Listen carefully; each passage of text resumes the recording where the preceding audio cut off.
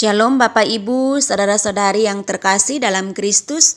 Jumpa lagi dengan saya dalam renungan firman Tuhan hari ini. Doa dan harapan saya, Bapak Ibu, saudara-saudari terpelihara baik dengan damai sejahtera daripada Tuhan kita, Yesus Kristus. Sebelum kita merenungkan firman Tuhan, marilah kita berdoa. Bapa di surga, Bapa di dalam nama Tuhan Yesus Kristus, kami sungguh mengucap syukur kembali lagi hari ini kami akan merenungkan kebenaran firman-Mu, karena kami tahu ya Tuhan, firman-Mu itu pelita bagi kaki kami dan terang bagi jalan hidup kami. Berfirmanlah bagi kami ya Tuhan, karena kami telah siap untuk mendengarkannya. Demi dan dalam nama Tuhan Yesus kami berdoa. Haleluya. Amin. Bapak Ibu, saudara-saudari yang terkasih dalam Kristus, topik pembahasan firman Tuhan hari ini adalah wanita Tuhan versi Ribka. Bapak Ibu, saudara-saudari yang terkasih dalam Kristus, pembacaan firman Tuhan terambil dalam Kejadian pasal yang ke-24. Saya mempersilahkan Bapak Ibu, saudara-saudari untuk membacakan pasal ini secara pribadi. Salah satu wanita yang luar biasa dan diceritakan dalam Alkitab adalah Ribka. Kali ini kita akan mengenal Ribka lebih lagi lewat kitab Kejadian pasal yang ke-24. Ada 7 kriteria wanita bijak yang bisa kita dapatkan dalam diri Ribka. Saya akan menguraikannya secara berkesinambungan. Bapak Ibu simaklah di channel YouTube Panda Love ini dengan uraian-uraian video yang sudah saya sampaikan. Saya sudah menguraikan tentang poin-poin penting tentang wanita Tuhan versi Ribka. Kita akan belajar, saya akan membagikan di bagian yang pertama ini adalah ada 2 bagian yang ingin saya bahas wanita Tuhan versi Ribka. Yang pertama, wanita Tuhan versi Ribka di Kejadian pasal yang ke-24 kita akan belajar Ribka ini memiliki karakter bekerja. Hal ini dapat kita lihat di ayat yang Kejadian pasal yang ke-24 ayat yang ke-15 dikatakan, sebelum ia selesai berkata, maka datanglah Ribka yang lahir bagi Betuel anak laki-laki Milka istri Nahor, saudara Abraham, buyungnya dibawanya di atas bahunya.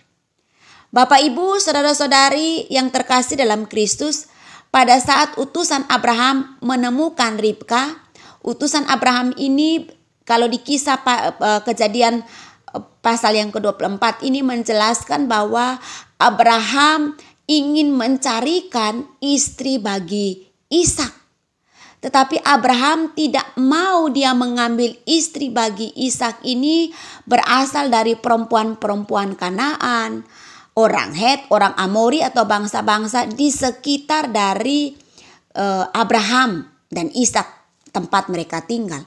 Mengapa ia ingin mengambil dari kalangan saudaranya sendiri supaya keluarganya Ishak ini nantinya adalah keluarga yang masih ada hubungan darah, tetapi juga sekaligus juga mereka adalah keluarga yang tetap dibawa untuk mengasihi Tuhan dan mencintai Tuhan. Sehingga Abraham ini tidak mau sembarangan Ishak ini mendapatkan istri. Lalu dia menyuruh hambanya untuk pergi ke keluarganya mencarikan istri bagi Ishak. Dan pada saat utusan Abraham menemukan Ribka, ia sedang bekerja, bukan berleha-leha. Ribka ini adalah seorang perempuan yang rajin bekerja. Ribka bekerja bukan karena dilihat, tetapi karena memang dia harus bekerja. Bapak Ibu, saudara-saudari yang terkasih dalam Kristus, banyak sekali orang-orang yang tidak menggunakan waktunya dengan baik, yang seharusnya waktu tersebut digunakan untuk bekerja, tetapi digunakan sebaliknya. Bahkan saya pernah melihat seorang ibu rumah tangga yang beragama Kristen, yang tidak bekerja, bahkan tidak mengurus rumah tangganya dengan baik. Apakah kata firman Tuhan terhadap orang seperti ini? Apakah firman Tuhan menginginkan kita seperti ini? Mari kita lihat dalam 2 Tesalonika 3 ayat 10 sampai dengan ayat yang ke-12. Ayat yang ke-10 Dari 2 Tesalonika 3 dikatakan, sebab jika waktu kami berada di antara kamu, kami memberi peringatan ini kepada kamu. Jika seorang tidak mau bekerja, janganlah ia makan. Ayat yang ke-11, kami katakan ini karena kami dengar bahwa ada orang yang tidak tertib hidupnya dan tidak bekerja, melainkan sibuk dengan hal-hal yang tidak berguna. Ayat yang ke-12, orang-orang yang demikian kami peringati dan nasihati dalam Tuhan Yesus Kristus supaya mereka tetap tenang, melakukan pekerjaannya dan dengan demikian makan makanannya sendiri. Bapak Ibu, saudara-saudari yang terkasih dalam Kristus, Tuhan tidak ingin kita menjadi seorang wanita yang pengangguran, walaupun sebagai ibu rumah tangga. Justru sebaliknya, sebagai ibu rumah tangga mempunyai tanggung jawab yang besar karena anaknya sendiri, tanda kutip, menjadi orang sukses atau menjadi bandit itu tergantung dari orang tuanya. Jadi peran orang tua itu sangat penting. Itulah sebabnya memang menjadi wanita atau dalam mengurus rumah tangga di dalam keluarga itu peranan wanita amat sangat penting. Begitupun juga dengan dalam bekerja. Wanita itu haruslah menjadi wanita yang rajin bekerja, bukan wanita pemalas.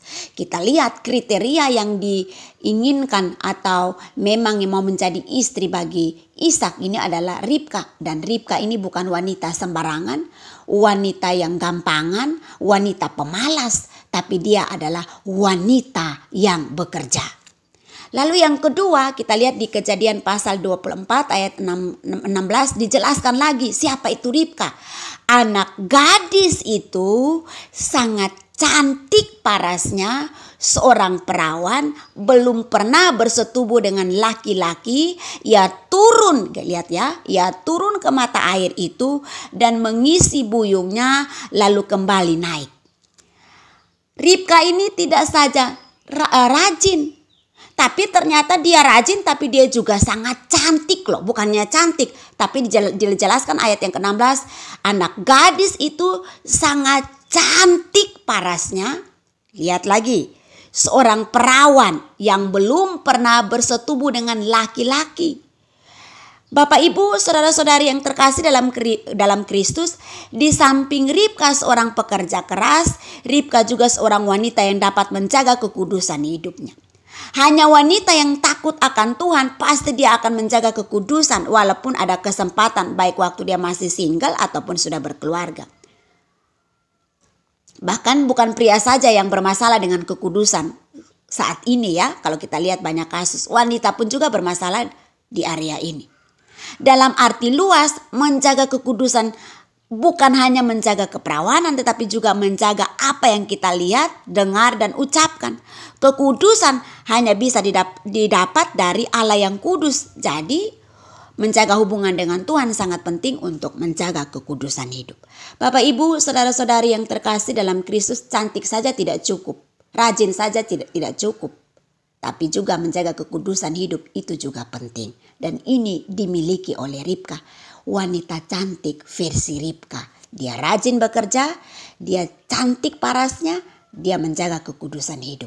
Dan inilah yang menjadi istri daripada Ishak. Dan ini adalah hasil doa atau pergumulan dari Abraham, dan Tuhan memberikan bagi Ishak istri yang benar-benar menjaga kekudusan hidupnya.